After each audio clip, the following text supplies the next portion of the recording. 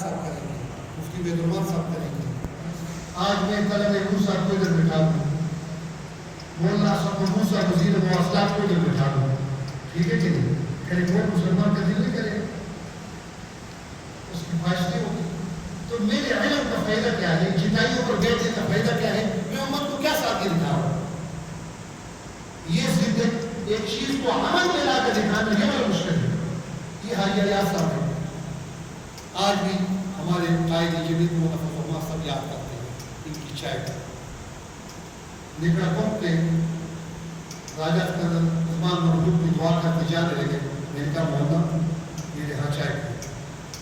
تو اس وقت شیرازی صاحب کی مولانا صاحب کی دوستی تھی. تو مجھے کہا کہ میری امیر بھی مولانا شیرازی صاحب، آپ ان سے پوچھیں.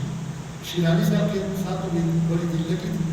میں نے شیرازی صاحب سے کہا مہربانی فرمائیں انکار نہ کریں. کہتے چلو یار امیر تمہیں ساری 8-10 گاڑی چل پڑی تھی. ادھر میں نے کسی کو بتایا کہ باہر چٹائیاں ٹوٹی ہوئی تھی. ٹھیک ہے کہ تو مولانا صاحب کو سارے تشریف لے آئے. ٹوٹی ہوئی چٹائیوں پر بیٹھے، ان کے گھر سے چائے 3 گھنٹے یہاں پر بیٹھ گئے. مزے کی کوئی چائے پی. آج تک اس ٹوٹی ہوئی چٹائیوں پر وہ نشست کو، مسجد کی حاضری کو، اس چائے کو یاد کرتے ہیں. کئی سال گزر گئے.